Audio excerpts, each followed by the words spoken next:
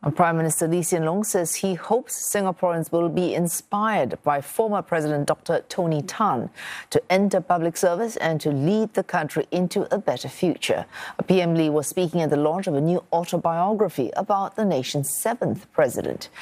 The book also gives an inside look into national policy changes, amongst them how Dr. Tan faced the challenge of cutting the CPF contribution rate in the mid-1980s. Sabrina Ng with this report. Dr. Tony Tan's career spanned nearly half a century, spent in both the public service and politics. It's all documented in his autobiography titled My Political Journey.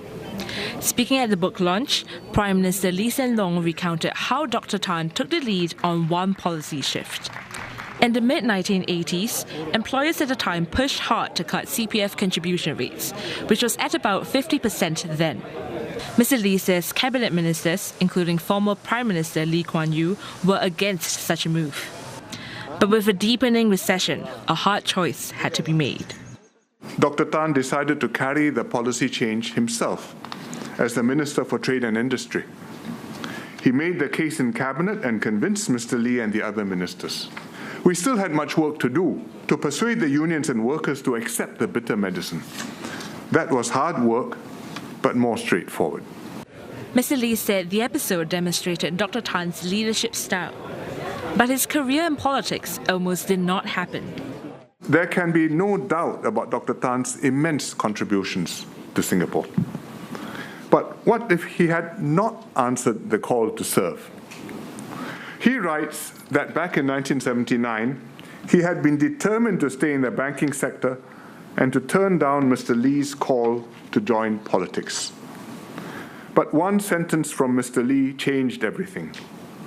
If good people don't go into politics, bad people will.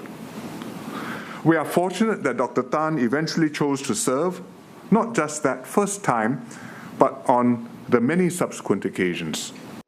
Apart from his many cabinet positions, Dr. Tan was also instrumental in developing Singapore's biotech sector.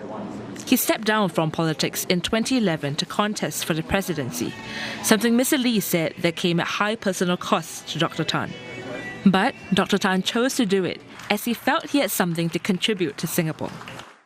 In sharing about the problem-solving and policy-making approaches were taken in my book, I hope this will help the next generation to be better prepared to manage any crisis the future might throw at us.